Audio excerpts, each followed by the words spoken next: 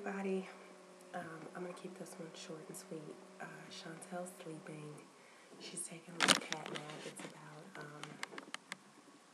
7:30 p.m. here, and it's rainy and gloomy. You know, in those days you're a little tired. Plus, we've been singing and being silly all day.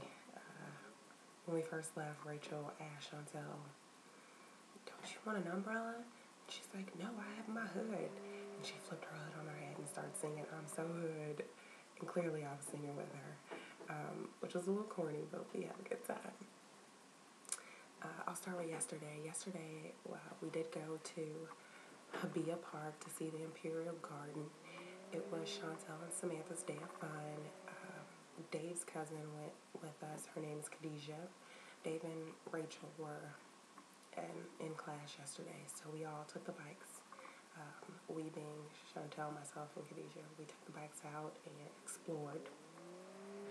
We didn't spend too much time in the Imperial Garden, but we spent a lot of time in Ginza, which is this really fabulous area. It's like Rodeo Drive. And we went in a lot of cool stores. We were in Dior and Ferragamo and Zara.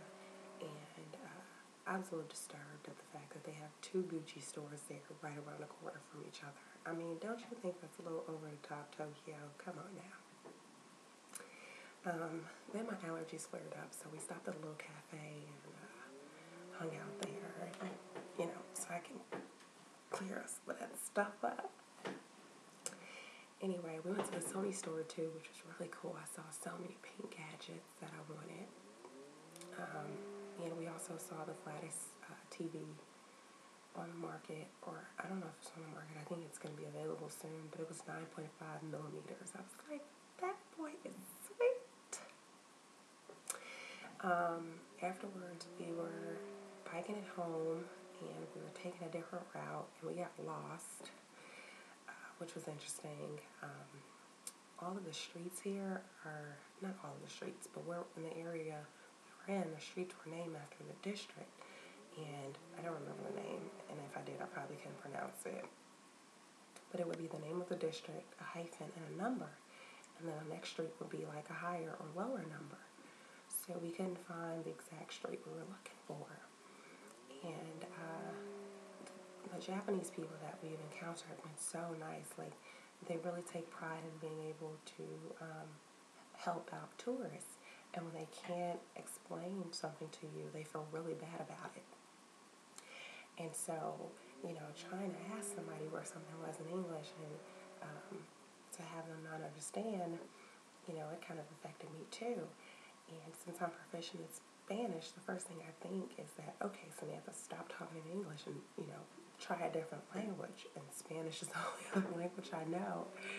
And, I mean, I'm crazy, whatever. Who thinks to turn Spanish on in Japanese? Clearly, you know, English is, you know, like the language they would know before Spanish. Most people take English as a second language, not Spanish, but whatever. I'm a little crazy.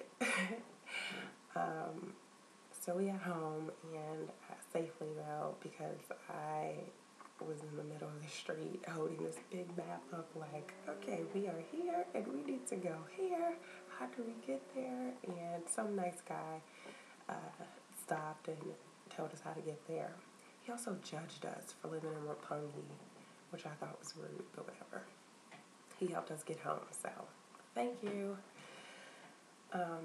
Today, I woke up feeling 100% better, and we went to Yokohama. And Romel lives in Yokohama. Shout out to Romel. He is a really cool guy from Detroit who lives here now, and we met him on Saturday at the Cherry Blossom Party.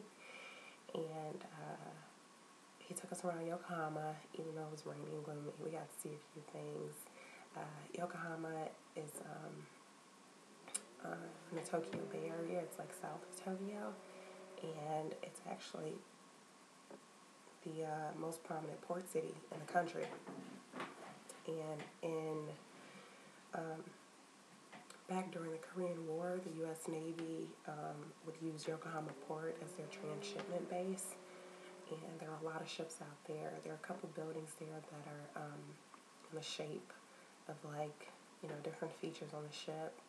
One building was shaped like a sail, and it was really cool. In the 19th century, so they have like this amusement park there and lots of Ferris wheels, and it's a huge one there. And in the 19th century, that Ferris wheel was the largest one in the world. And it also has a really big clock on it, which was like the largest clock in the world. I'm not sure if it still is. Also in Yokohama, they have the tallest building in Japan, which is the Landmark Tower. And we went to the 69th floor, which is where the observatory is. And in the Landmark Tower, they have the fastest elevator in the world. So they're like all these places that have, hold records in the Guinness Book of World Records, which is really cool. But this elevator went from like the first floor to the 69th floor in no time. I mean, all of our ears were popping. It was crazy, but it was fun. After Landmark Tower, we went to the Red Brick Warehouse, which is a pretty big tourist attraction. It was a neat place. In Japanese, you say it Akarenga Soko, which I'm very proud I know, because I only know a few words or sayings in Japanese. What else did we do today? We had burgers and then we left. Rachel's in class right now, so we came back to the apartment and to chill for a minute. We're gonna go out to dinner at about 9:30. We're going back to Akosaka, and we're going to a Mexican restaurant there where I'm gonna meet up with a friend of mine from high school. And I want to say thanks, Facebook, because had I not changed my status to, going to Tokyo, Tom wouldn't have saw it, and I would have known he was here and vice versa. But he sent me a message like, hey, I'm in Tokyo, come hang out. My girlfriend will be at the same time you will, but, we can still meet up. Well, his girlfriend and I were on the same flight. So that was neat. So we're going to meet up tonight and go to dinner. After dinner, we're going to Shibuya to hang out all night. So the train stopped running from midnight to 5 a.m. here, and the goal is to go to the fish market at 5 a.m. and watch them catch, fish and cut them up and serve them to you as sushi. Well, apparently people don't last that long, i.e. Rachel, who has gone to a McDonald's at like 3:30, 4 a.m. and slept until the train stopped running. So if we get tired, you'll probably see pictures of me in a Mickey D's but whatever. But I think we're going to have a really fun night, and that's about it. I will talk to you guys tomorrow.